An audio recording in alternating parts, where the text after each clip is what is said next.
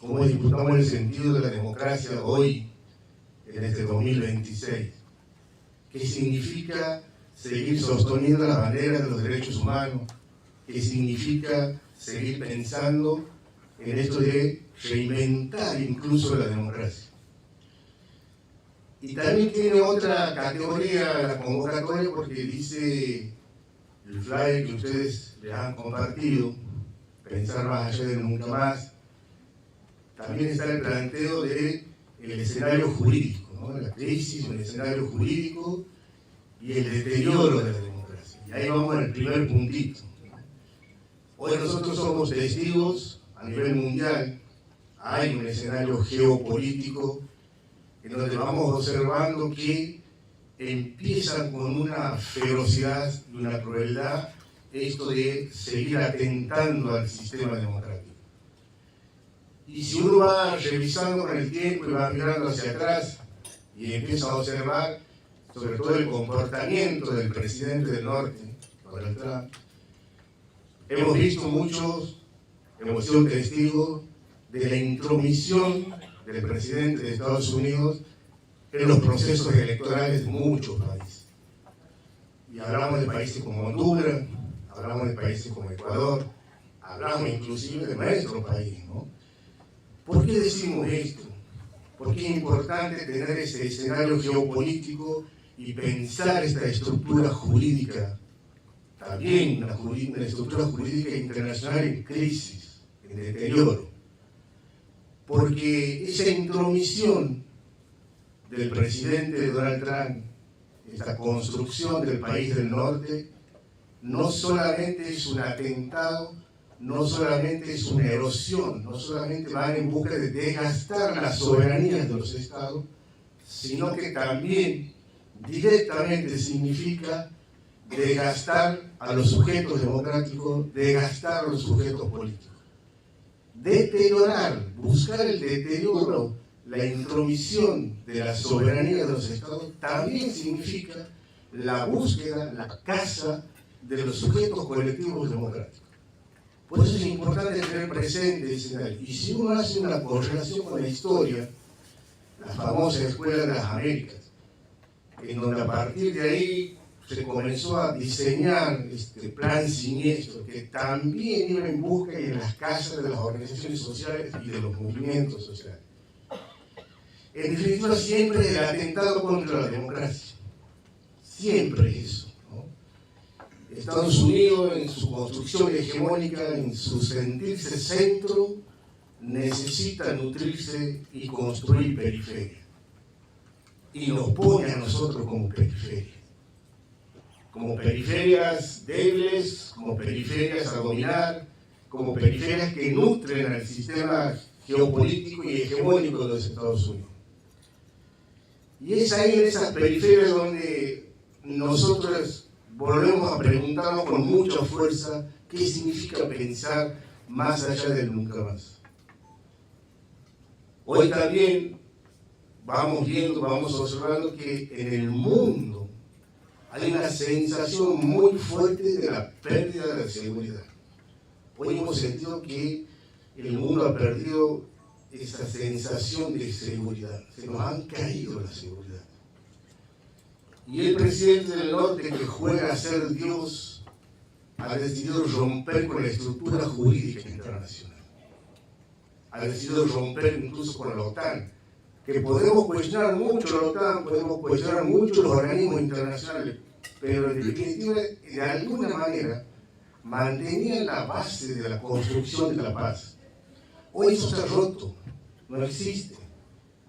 Entonces hay una situación gravísima en donde seguramente los escenarios que hoy estamos viendo de esta brutalidad de guerras que hay, están dando cuenta que van en busca no solamente de un nuevo orden internacional, ¿no? De una nueva creación, de entender cómo se juega en este mundo. Por eso,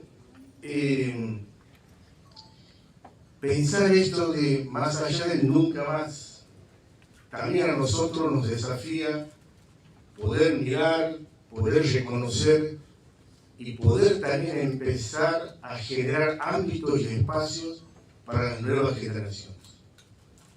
Hemos visto en estos últimos tiempos en los medios de comunicación, y esto con mucha alegría, con mucha esperanza también, que hay un porcentaje muy alto de la sociedad argentina que no está dispuesta a romper con el pacto de nunca más. Es innegociable. Es innegociable. Pero al mismo tiempo, ese alto porcentaje de la sociedad que ha decidido no romper con ese pacto de nunca más, también hay un porcentaje alto que han votado a un espacio político que es la amenaza de los derechos humanos y de la democracia. Y ahí hay un dato importante. ¿Por qué esa contradicción? ¿Por qué se da esa contradicción? ¿Por qué hay un porcentaje alto en la sociedad argentina que dice nunca más, pero al mismo tiempo es capaz de sostener y votar en contra de sus propios intereses, como las amenazas a la democracia?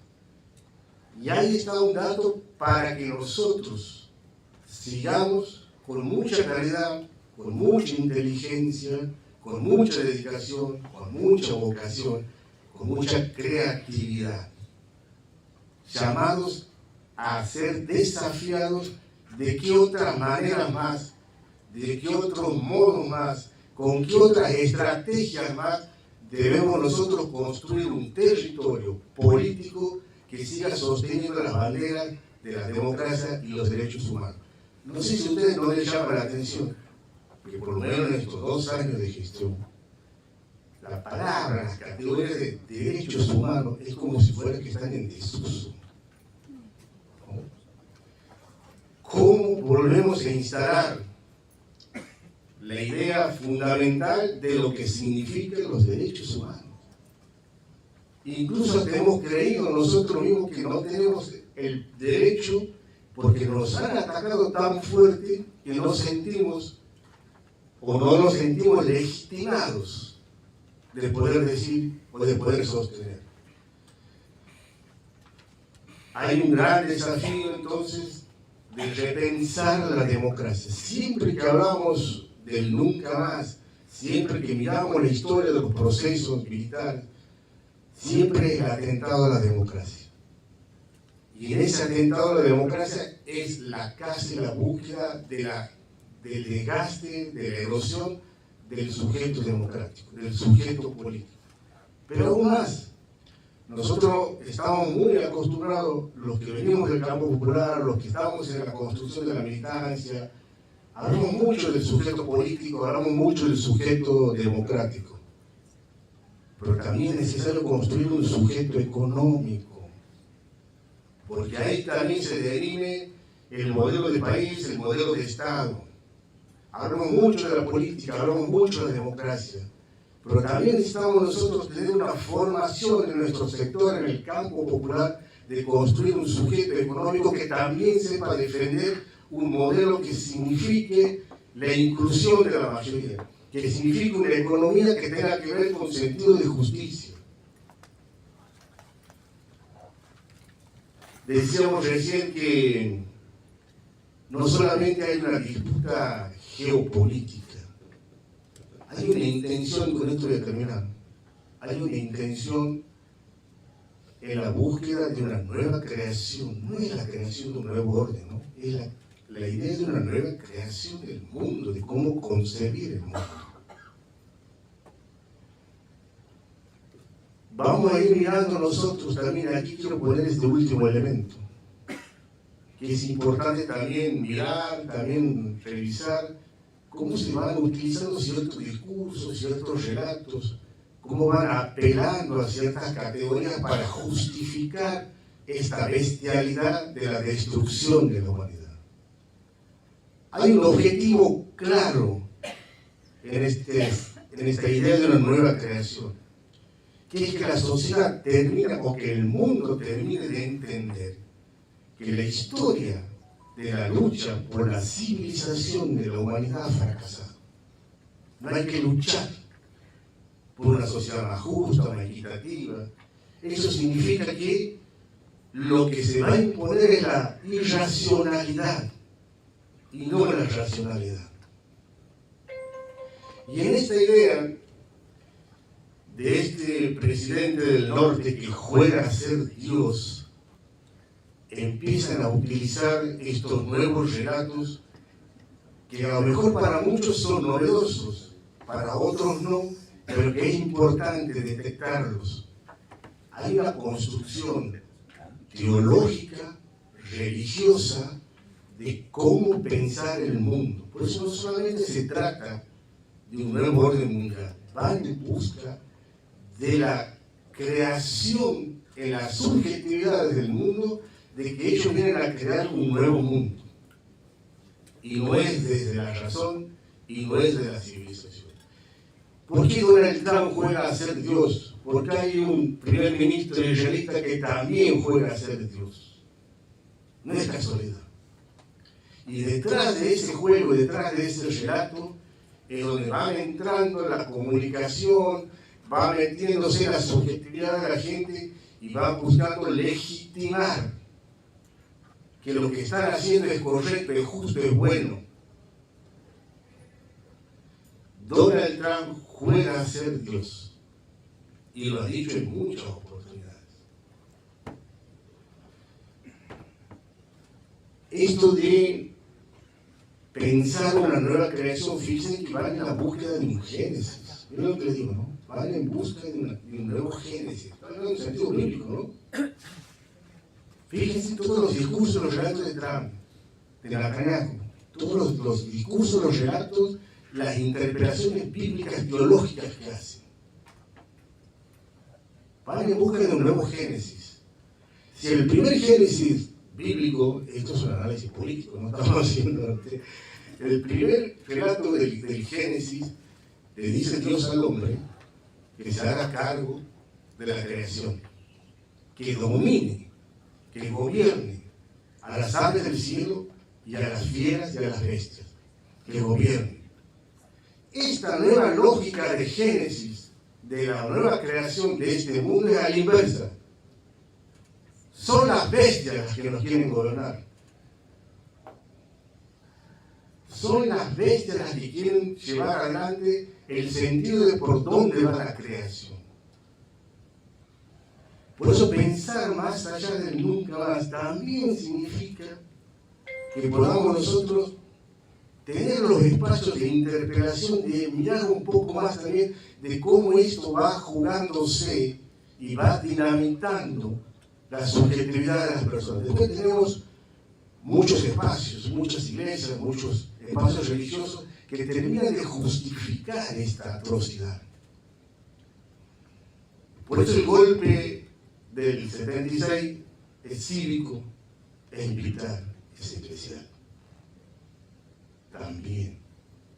Porque ahí está la justificación teológica, religiosa, de por qué algunos juegan a ser los dueños de la vida y tienen la facultad de hacer desaparecer lo que ellos creen que tienen que hacer desaparecer.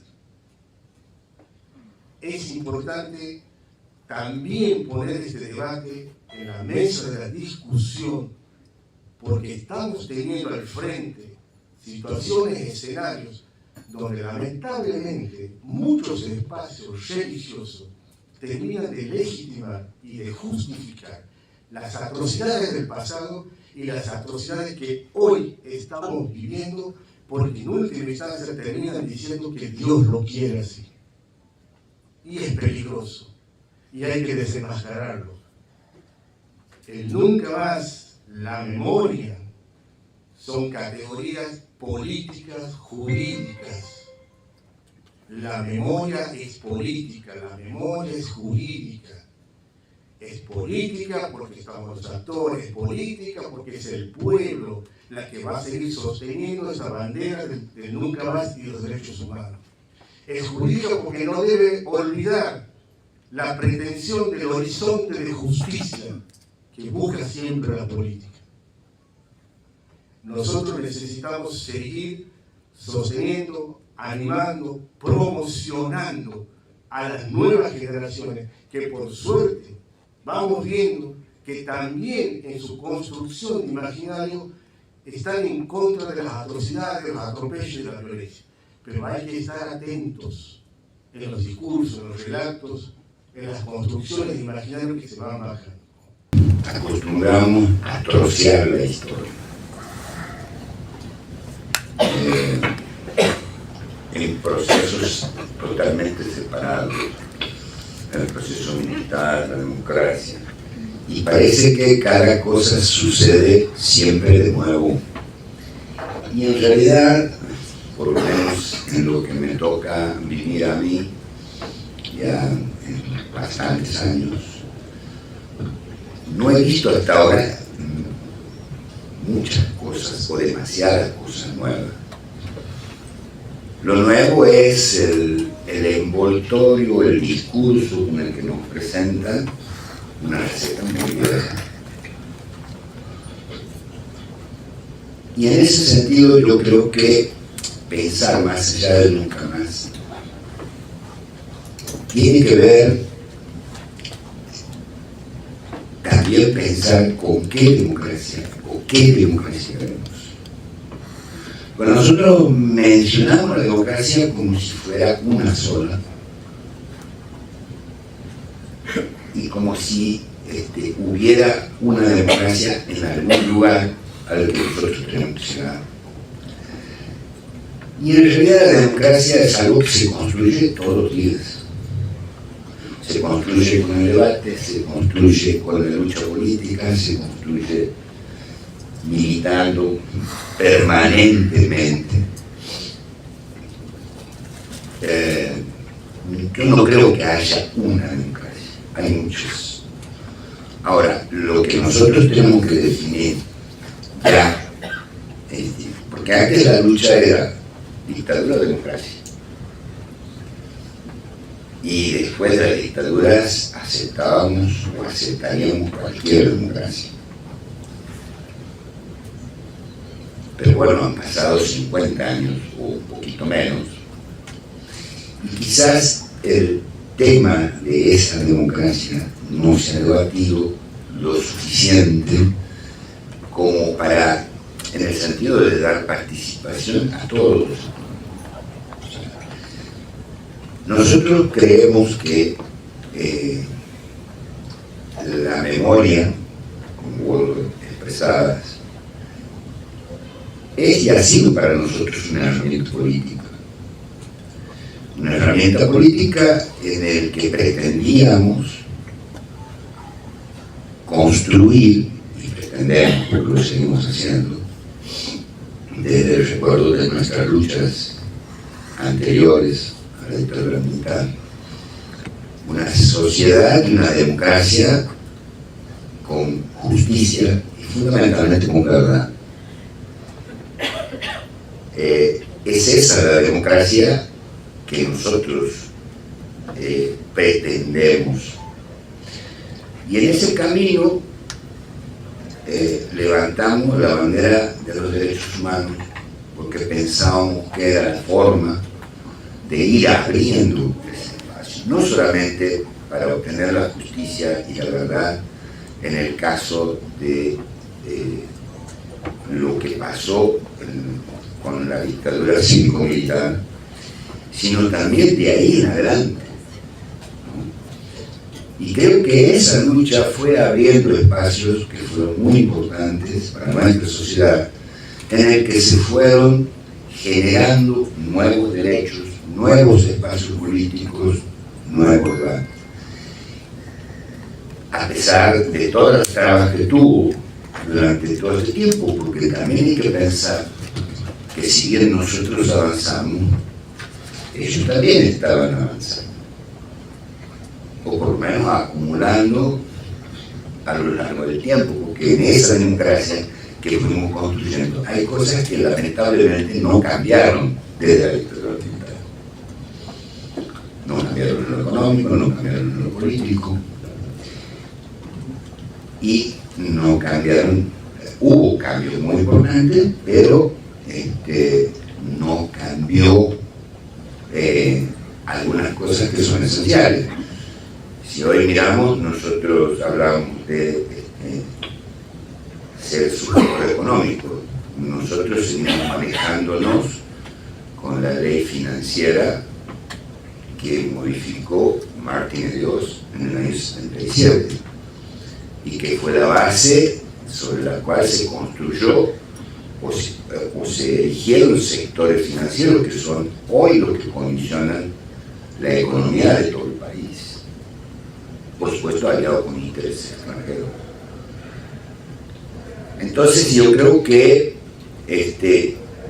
si bien avanzamos en muchos aspectos, en otros también nos hemos ido quedando, ¿no? Y dejando estos espacios en los que estos sectores que estuvieron eternamente en nuestro país y siguen estando, ¿sí? Porque estuvieron en los bombardeos del 55, para poner un límite del tiempo. Estuvieron en el bombardeo del 55, estuvieron en la dictadura del 67, estuvieron en la dictadura del 76, estuvieron con Menem, estuvieron con Macri y hoy están con Milei. Y si bien no son los mismos, porque la edad biológica no le da, sí son sus hijos, sus nietos, sus sobrinos. Bueno, no digo que sea exactamente lo mismo, pero bueno, estamos ante un panorama que nos hace pensar en esa continuidad histórica de estos sectores, que además durante todo ese tiempo han seguido acumulando fortunas, que es con las que hoy están condicionando los destinos de nuestro país. Si bien esto no es una dictadura, porque todo esto se ha dado por elecciones y todo el retraso en los avances sociales que hemos tenido durante un tiempo se da a través del Congreso, la crueldad con la que se maneja nos hace rememorar mucho tiempo la crueldad que ejercieron a través de las armas los militares, la policía, los sectores empresariales, y la iglesia no les cambiaron. Entonces yo creo que para mí se vuelve, es decir, la importancia de conmemorar los 50 años de la dictadura radica en el hecho de que nos abre un espacio muy importante para el debate de qué tipo de democracia queremos, qué es lo que no queremos. Sabemos que dictaduras no queremos más. Eso ya lo dijimos en el 83. Yo creo que hoy tenemos que discutir qué tipo de democracia queremos. Y mirar críticamente ese trayecto de casi 47 años en el que hubo muchos avances y también cometimos muchos errores. Obtuvimos la justicia, pudimos juzgar parte de lo que fue la dictadura, porque bueno, si algo que se juzgaron fueron militares y policías, empresarios y curas muy poquitos, casi ninguno. Y cuando quisimos avanzar, ahí encontramos el freno permanentemente y todas las dificultades sabidas por haber, y no se jugaron. Entonces, pensando ese más allá del nunca más, reitero, creo que tiene que ver básicamente con la necesidad de discutir qué valores deben contener o debe contener la democracia que proponemos en el contexto internacional en el que vivimos, que bueno, vos lo has descrito muy bien, y que tiene que ver con la necesidad de romper todo. Yo creo que cuando el capitalismo internacional y nacional entra en crisis, se produce estas cosas que yo en alguna medida, y sin apelar a los recuerdos de Hitler ni de Mussolini, haría referencia a un nuevo fascismo en el que es necesario desordenar para volver a ordenar desde una postura de superioridad. Es lo que está pasando en algunos países de Europa, es lo que está pasando en Israel, es lo que está pasando en Estados Unidos y lo que está pasando en nuestro país, con un gobierno que con muchos agregados definiría como fascismo, no apelando, el fascismo no tiene una definición política, porque tampoco es una teoría política, es una metodología política a través de la cual los sectores dominantes logran recrear un mundo en el que sus intereses se ven beneficiados. Y yo creo que de alguna manera, por supuesto, estoy simplificando una idea que es muy compleja, están haciendo ahora. ¿Cómo enfrentar eso? Yo creo que debemos básicamente formar comunidad, ¿no? O sea, hoy las redes y los medios virtuales nos han alejado entre nosotros, han puesto distancia entre lo que es el lazo humano, el lazo de solidaridad. ¿Qué es lo que rompieron en el año 76? El sálvese quien pueda es eso.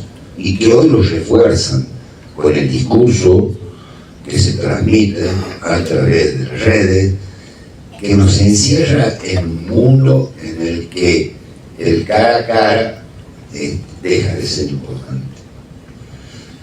En ese sentido, yo creo que debemos volver a recrear esos lazos sociales, usar los medios y todas las ventajas que nos brinda la nueva tecnología, pero con inteligencia, no para alejarnos, sino para acercarnos, para formar comunidad y compromiso con el destino de nuestro país. Si el siglo XX se caracterizó por la militancia feminista para que tenga derecho a votar, para que esa mujer tenga los mismos derechos económicos y electorales del hombre, el siglo XXI explota con una discusión desde el feminismo, una presencia del feminismo, en el cual nos interpela a plantearnos como sociedad qué lugar, qué espacio estamos teniendo y cómo estamos actuando individual y socialmente. Y para agarrar y remover parámetros que le han designado patriarcado, y patriarcado hay que denominarlo, en el cual existían y existen modelos de opresión, modelos de desconocimiento, de ninguneo, en muchísimas cosas, más allá de lo que repugnamos abiertamente y podemos verlo respecto a los maltratos, a la violencia y a los abusos que son claramente determinados. Entonces, en materia de derechos humanos, en materia de transformación de realidades y sobre todo en materia de no tener miedo, de salir adelante y no sentirse amedrentados, el feminismo, modelo siglo XXI, lo que viene a demandar el modelo siglo XXI es parte de esa construcción de nueva sociedad de la que hablaba muy claramente recién Luis. Así que desde ese lugar es un honor invitar. Gracias. La memoria es la celebración del mañana. ¿Por qué? Porque practicar el ejercicio de la memoria refiere no solamente volver a mirar esos procesos históricos que nos han formado como sociedad actualmente, volver a mirar esas heridas en las cuales han sido configurados nuestros derechos, nuestra idea de Estado-Nación, ¿no? Trabajar este ejercicio de la memoria apunta siempre a pensar en el mañana. La memoria sirve no solamente para refrescar estas oscuridades, sino también para pensar cómo construimos el futuro, ¿no? ¿Qué democracia queremos para este presente? ¿Qué democracia nos imaginamos? La memoria apunta siempre al mañana y es esa paradoja la que nos permite que en ese mañana no se repitan las pesadillas del ayer y tampoco las pesadillas de ahora, ¿no? Porque si algo sabemos es que en la actualidad tampoco la estamos pasando muy bien y que después del nunca más tampoco lo hemos pasado muy bien. Entonces es como seguir preguntándonos qué es lo que pasa con esto.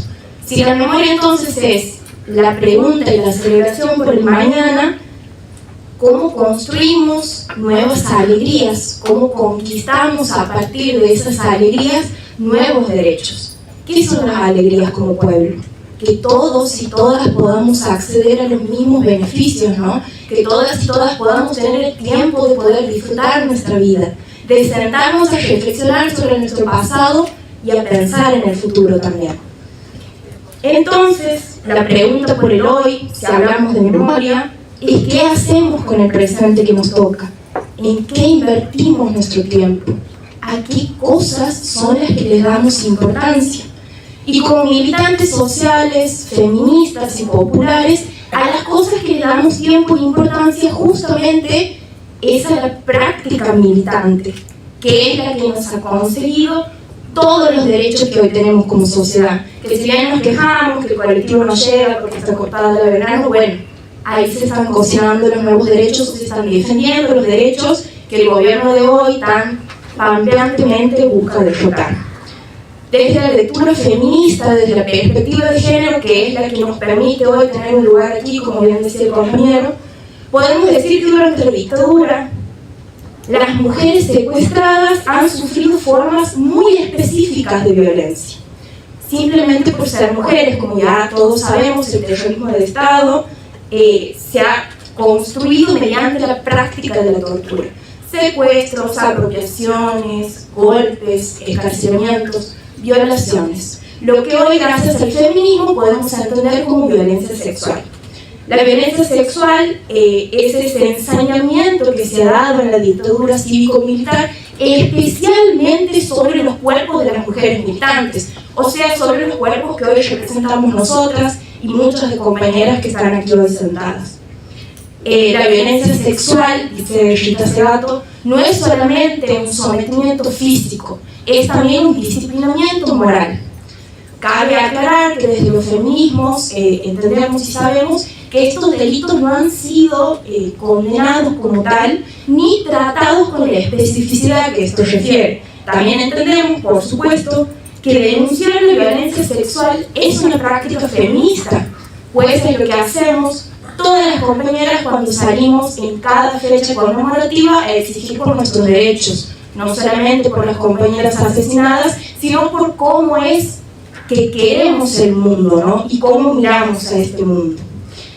Entonces, bueno, volviendo a este ejercicio de la práctica de la memoria y también tomando este aporte de Luisín de que la salida es construir comunidad, por supuesto que sí, y lo decimos mucho, bueno, ¿cómo lo hacemos? Desde los feminismos entendemos que para poder imaginarnos el futuro que queremos, bueno, ¿cómo estamos en la actualidad, no? ¿Qué hace el Estado con las violencias hacia las mujeres, por ejemplo? ¿Qué hace el Estado con las políticas de género? ¿Cómo trata el Estado a la mujer que es golpeada, que es violada, que es maltratada?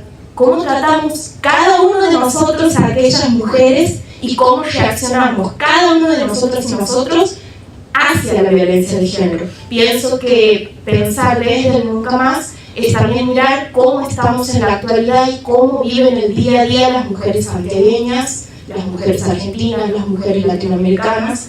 Así que esta celebración de mañana sea la memoria que nos convoque a siempre pensarnos mejores. Y para eso hay que poner el cuerpo al servicio de la práctica militante. Muchas gracias.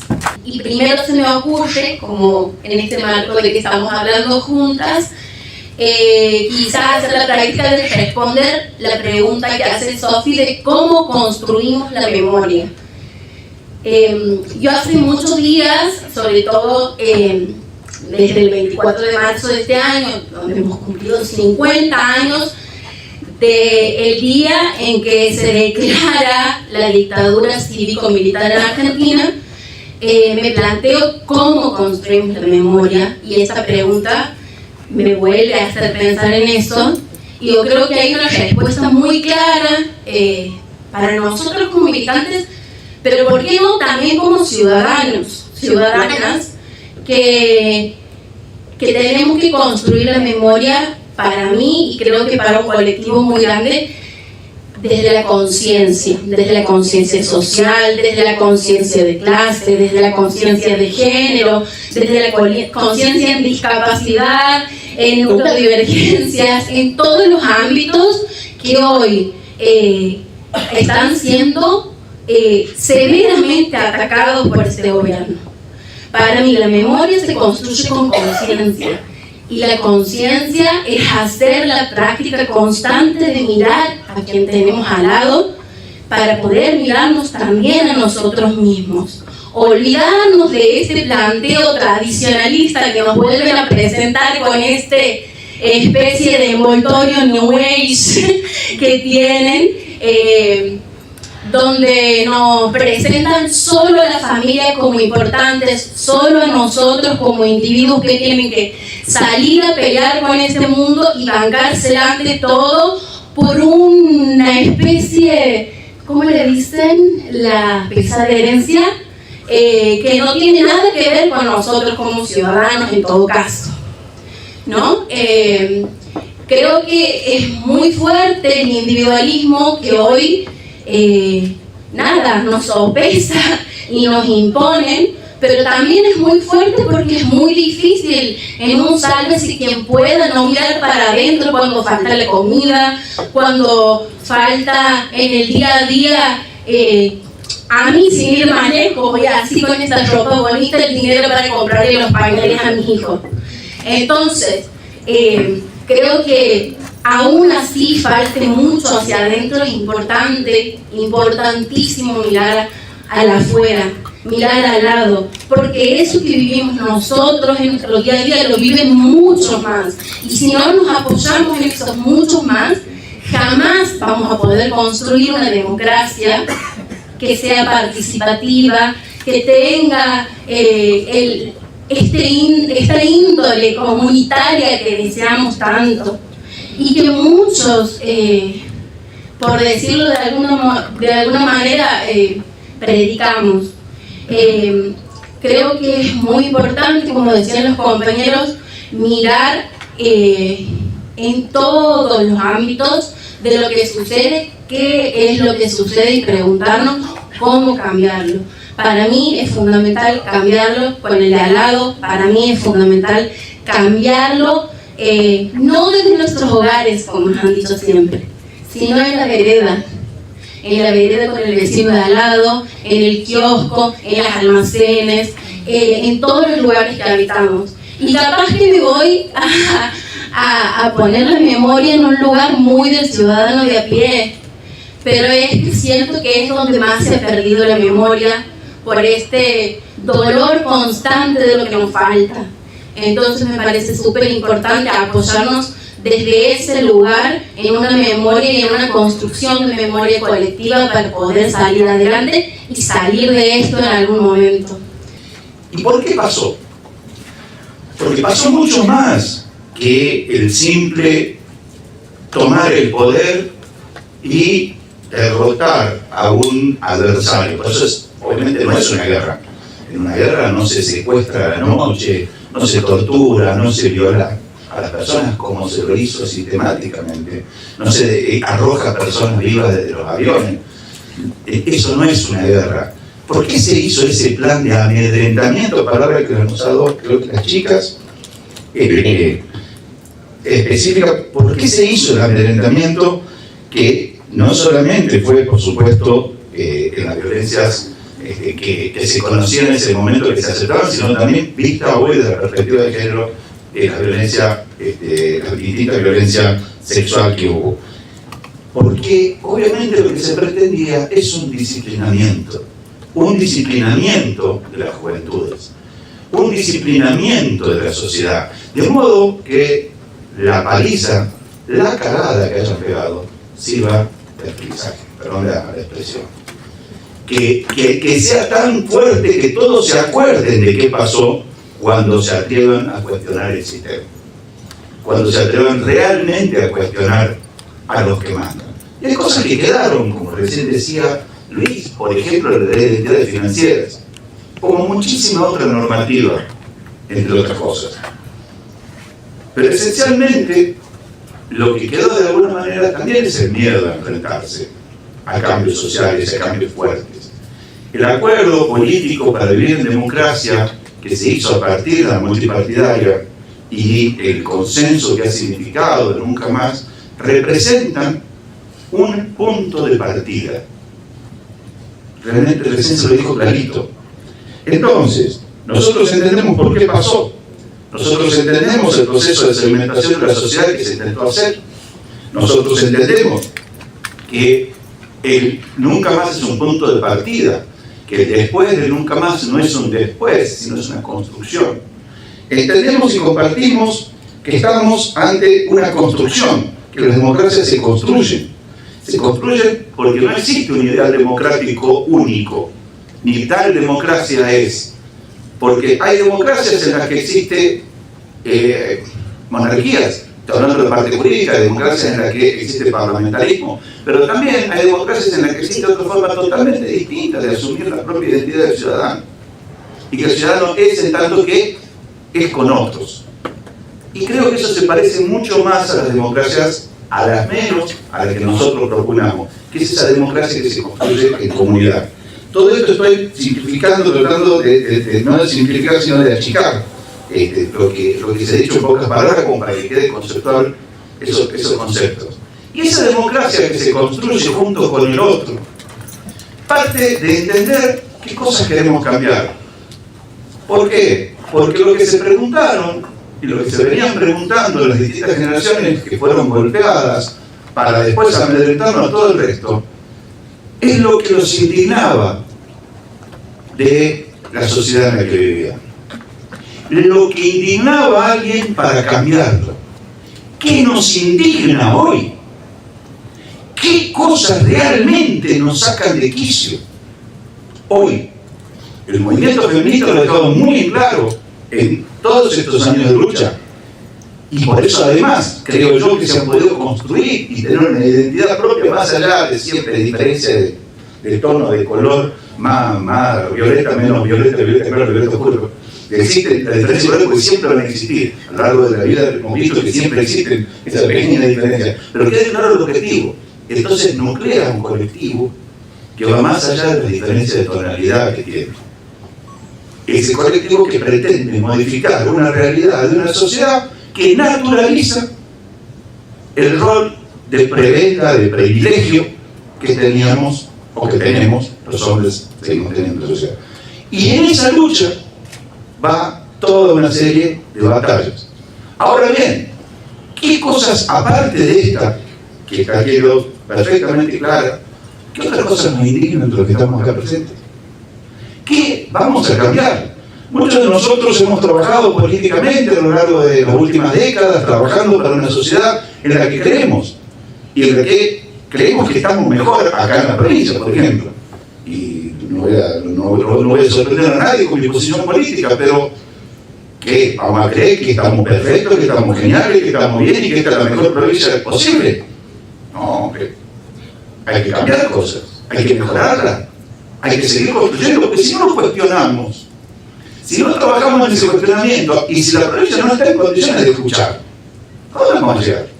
Acaban de inaugurar ayer el Consejo Económico Social, que es justamente un espacio para ese tipo de cosas. Yo no estoy diciendo que vayamos todos a hablar ahí, porque están en otras asociaciones. Lo que estoy diciendo es que hay una actitud, y que esa es la actitud correcta que tiene que haber desde el poder. Eso no quiere decir que se vaya a cambiar las cosas, quiere decir que el espacio no tiene que discutirlo.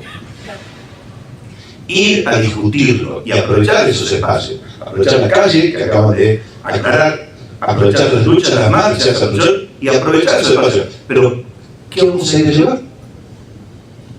Si hoy no nos interpelamos a nosotros mismos y decimos, a ver, hace 50 años se inició un proceso, la página más oscura de nuestra historia. ¿Y se inició para qué? No, para instalar un modelo económico, ajá. ¿Y para qué se dio semejante paliza? Para que ese modelo económico no fuese cuestionado. Ese modelo social no fuese cuestionado. Se cuestionó. Y estamos trabajando en eso.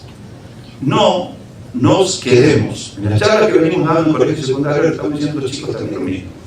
Cuestionense, ¿qué no les gusta? ¿Qué cosas queremos cambiar hoy de la sociedad? Trabajar en el nunca más, trabajar desde la memoria, es no renunciar al ideal de transformar la sociedad, es no renunciar a que podemos vivir en la mejor sociedad posible, porque no sucede eso, no vivimos en la mejor sociedad posible. Sepamos que lo tenemos que transformar. La democracia, que recién decía que es una construcción colectiva, justamente es para eso, es para construir un mundo en el que vivimos mejor. Y si no nos indignamos, si no somos capaces de sentir indignación ante la injusticia que tenemos delante, y ante esas injusticias contra las cuales tenemos que luchar, ¿para qué hacemos política?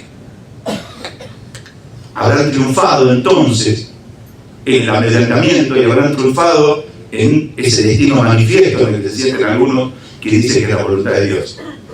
O nosotros instar, que para eso es este encuentro, instar a preguntarnos, y espero que ahora en la actividad podamos sacar de adentro eso, sin miedo a nada, la pucha, que nos viene mal a alguien, que nos funee a alguien en las redes sociales, que nos digan que somos malos, al lado de aquello otro. Son cuestiones que hoy deberíamos entender que no suceden ahora. Si empezamos a tener miedo y empezamos a retroceder, van a avanzar. Dejan de avanzar cuando nosotros no retrocedemos. Cuando nosotros, a pesar de las cosas, seguimos actuando en comunidad, seguimos actuando en equipo y sobre todo seguimos manteniendo esa pequeña dosis o enorme dosis de rebeldía. Y entendemos, los que estamos ya de este lado de las canas, de este lado de las canas, de este lado, no estamos metiendo chicos, de este lado de la edad, entendemos que lo que nosotros hemos luchado, e ideales que hemos luchado y que hemos conseguido construir, hemos logrado construir. Yo pertenezco a una generación en la que ha instalado temas que hoy que eran impensados antes, como Luis, pertenece a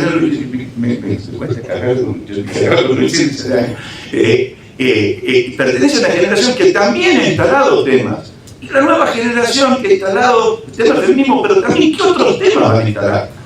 ¿Qué otras cuestiones van a hacer? Y son temas que por ahí nosotros hemos luchado para que se logren y que lo van a cambiar. Porque ese es el proceso de la historia. La historia va a ir superándonos.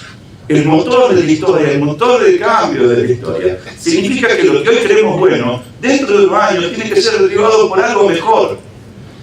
Y lo que tenemos y que hayamos vivido de experiencia es nuestro deber, es nuestra obligación dar ese espacio y que esa batalla se pueda ir brindando. Bueno, eso es todo lo que queremos transmitir. No quiero fallarme más porque ya han ido 10 minutos y ya había hablado antes, pero instar a eso, instar a que por favor sigamos creyendo, trabajando, perseverando en la idea de que la sociedad se tiene que mejorar.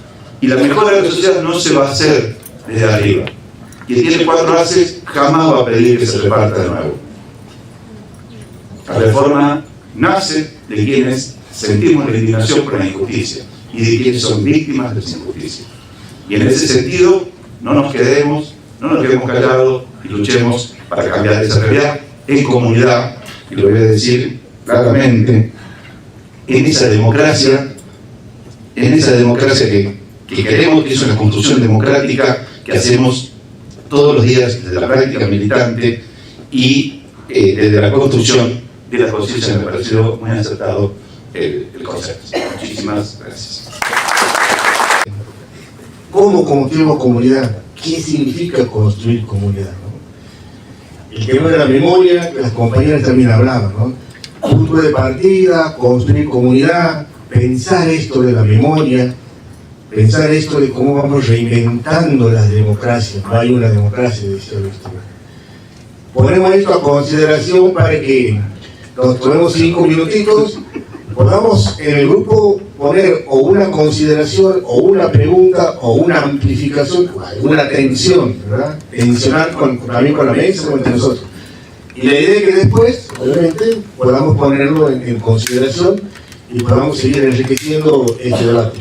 5 o 10 minutos, nos formamos un grupito ahí, charlamos de estos ecos que han salido y después entre ustedes eligen quién va a ser el vocero o la vocera para que podamos abrir el debate de manera mucho más amplia. Cómo construimos comunidad, y en algo que me parece absolutamente precioso y que creo que es la raíz ontológica del movimiento del mundo, que es militar por el amor, como lo decía la compañera allá, porque más allá de los cargos, los lugares, beneficios en el IPBU que uno pueda conseguir por militar, la finalidad misma es el amor por seguir imaginando mundos mejores. Y yo creo que primero que para pensar qué comunidad queremos, primero tenemos que construir comunidad, ¿no? Y ahí está lo fiero y lo difícil. Porque construir comunidad es la pelea en contra del ego. Es ir a sentarme a pensar un proyecto común con un montón de gente que no me va a caer del todo bien.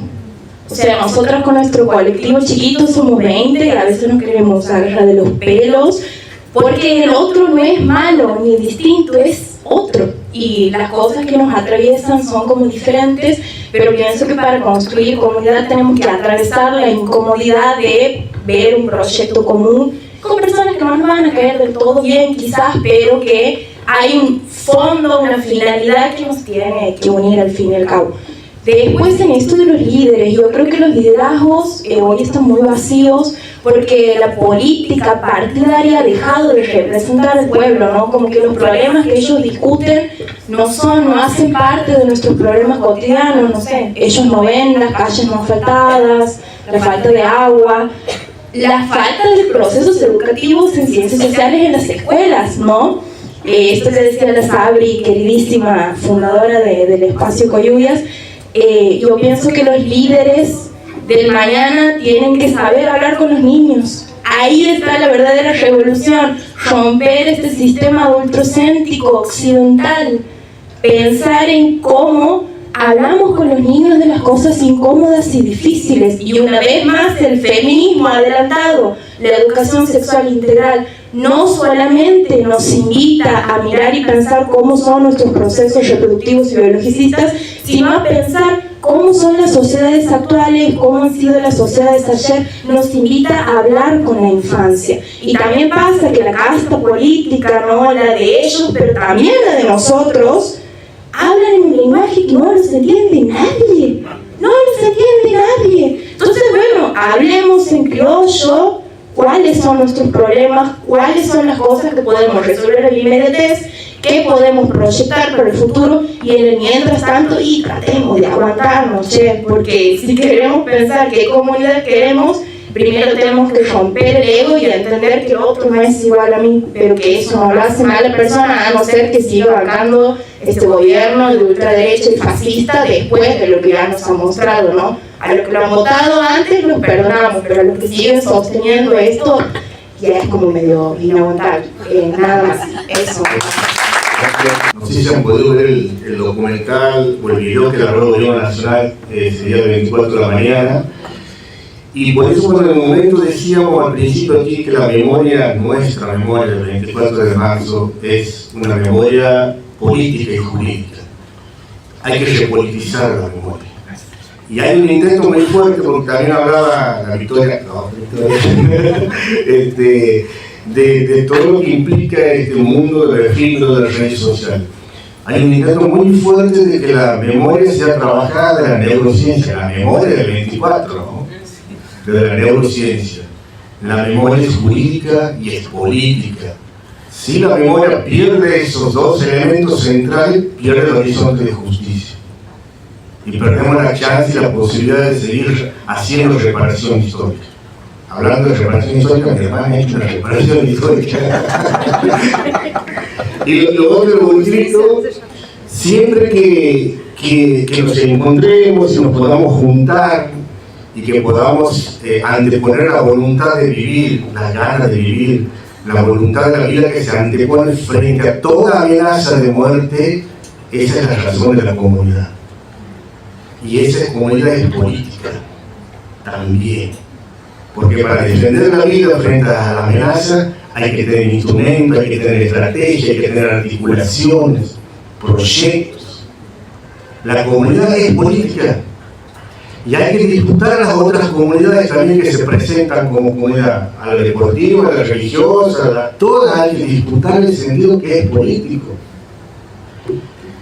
Y también el tema de la empatía también a mí me hace mucho ruido de la empatía.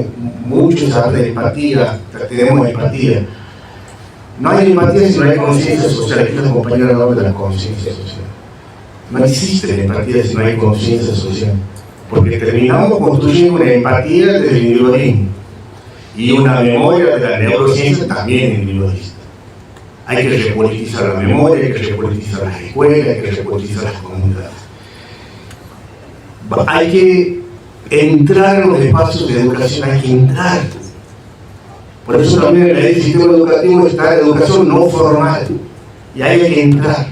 Tenemos el derecho de entrar como comunidad, como parte de la comunidad educativa, tenemos el derecho de entrar a disputar los sentidos. Bueno, eso no me parece. Pero antes de hacer los cierres, no, primero déjame ver dos segunditos porque he querido seleccionar algunas cosas que me pareció más que trascendente. Una, este retorno al paternalismo que pretende tergiversar las cosas, o sea, un gaslighting total de lo que estamos viviendo, de volver a contarnos y querer explicar qué es lo que son las luchas de las personas que, o sea, quien no lucha, quien no tiene ningún compromiso no quiere explicar, o les quiere explicar en el caso del feminismo, pero no quieren explicar en el caso general cómo es la lucha, cómo se tiene que trabajar, cómo se tiene que hacer esto, cómo se tiene que hacer lo otro. Bueno, obviamente no dejarnos tergiversar, no entrar en esas discusiones, eso va junto también con el tema de la historia completa. O sea, si nosotros le terminamos dando la discusión sobre cuántos son, que no son, que entramos en el juego que quiere. El gaslighting es eso, es tratar de hacernos discutir de lo que no es importante o de lo que no es trascendente para poder sacarlo. Obviamente que es un tema de violencia machista, el origen de la palabra, pero que viene muy, al menos la generalización de su uso, pero viene muy bien para describir también este otro fenómeno sociopolítico. Liderazgo, no le quiero esquivar ese tema, que lo han planteado, creo que lo han planteado vos, Nahuel. El tema del liderazgo, yo soy un descreído de los líderes fuertes e indispensables. ¿Son necesarios a lo largo de la historia? Sí. Aparecen de vez en cuando personas que son visionarias. Y es más, yo puedo tener un listado de personas visionarias y Luis aquí al lado mío puede tener otro, Sofi puede tener otro, cada uno de nosotros puede tener un listado de personas que han sido visionarias. Pero podemos decir algunos argentinos, algunos hombres de la historia que han sido visionarios. Desde el radicalismo, el peronismo, el socialismo, han tenido, y hasta hace poco hemos tenido personas que consideramos visionarias. Yo puedo considerarlo, que sea Carlos Zamora visionario. Pero más allá de quienes consideremos visionarios, no podemos depender de visionarios. Tenemos que depender de estas construcciones de estos espacios. Primero tenemos que rediscutir y tener nosotros, y ahí va a surgir el liderazgo. Necesariamente va a surgir el liderazgo cuando el movimiento esté avanzando.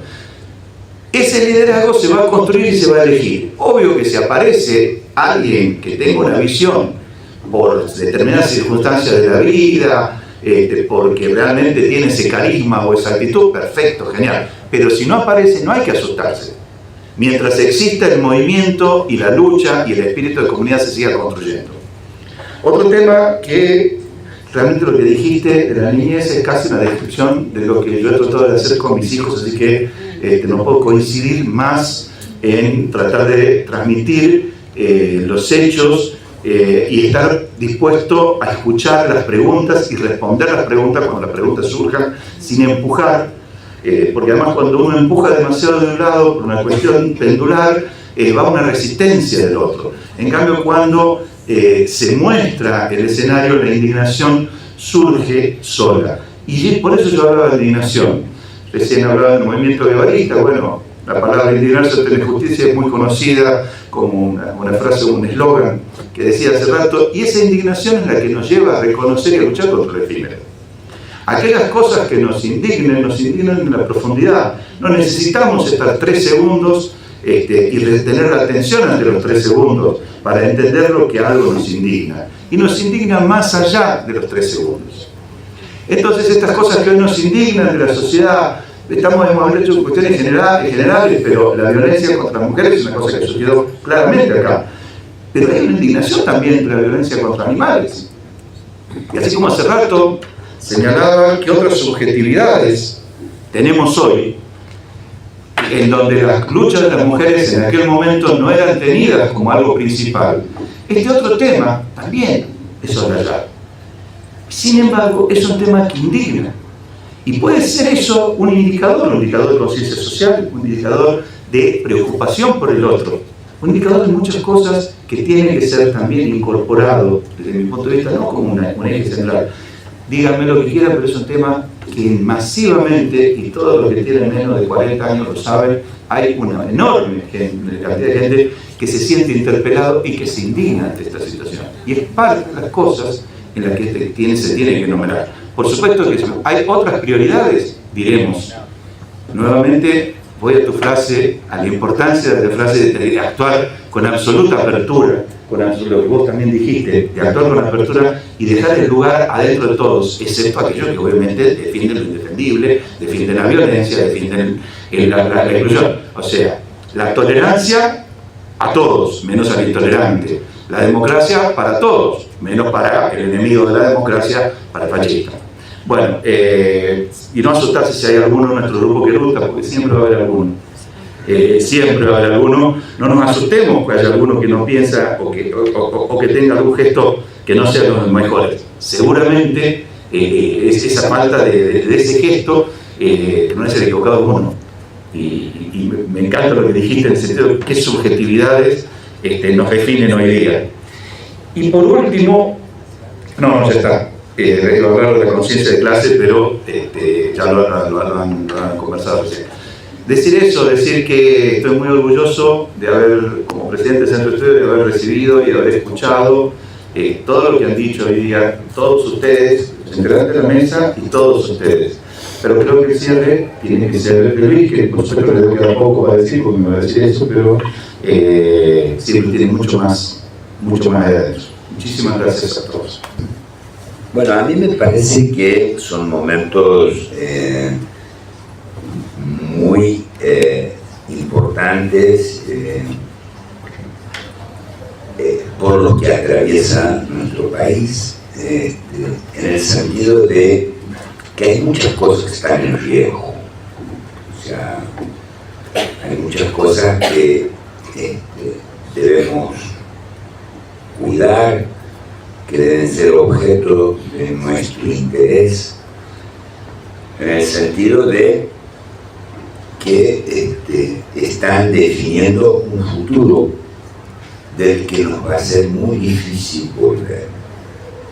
No sé si volver o construir algo nuevo sobre eso, sobre las ruinas que nos dejen, porque no creo que nos dejen nada de lo que nos podamos enorgullecer. Entonces, y digo que es importante reflexionar, pero también comprometernos. Comprometernos no es solamente pensar, no es solamente evocar, es también poner el cuerpo, que quizás es lo más difícil, lo más complicado, pero lo más necesario. Y en ese sentido es cuando yo me expresaba en la necesidad de formar comunidad, de estar uno con otro o uno al lado del otro. Y en ese sentido yo creo que podemos llegar a organizarnos con un objetivo claro, con valores que valgan la pena levantar. No necesito decir cuáles, pero porque todos lo sabemos,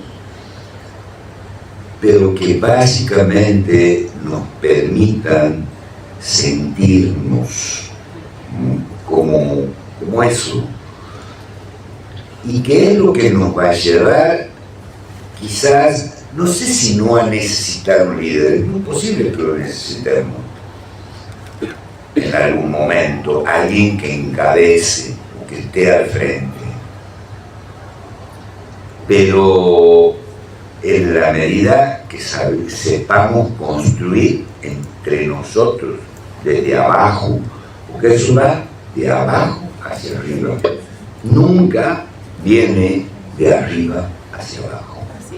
Todo lo que se construye de arriba hacia abajo es débil y tiene defectos y no nos conviene porque parte de 2 o 3 cabezas y de una serie de intereses básicamente económicos, ya los conocemos, en los que, bueno, terminamos perdiendo como siempre los que estamos abajo. Entonces, entender que los cambios y las revoluciones se producen de abajo hacia arriba. Si nosotros dejamos de presionar, los de arriba hacen lo que quieren, los buenos y los malos. Por eso nosotros siempre tenemos que estar presentes.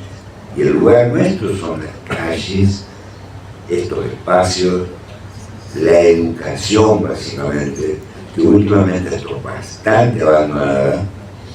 Y bueno, eso, ¿no? Básicamente seguir con el compromiso de construir una sociedad de la que nos podamos enorgullecer y de una democracia en la que podamos participar todos. Hasta ahora hemos hablado de una democracia representativa, que es la que dicta nuestra Constitución. Yo creo que tenemos que empezar a hablar de una democracia participativa y buscar los medios para condicionar a los representantes que a través de nuestro voto llegan y nos terminan traicionando y después no tenemos forma de revertir esa situación. Así que bueno, es eso, básicamente. Para mí eso es seguir construyendo el nunca más.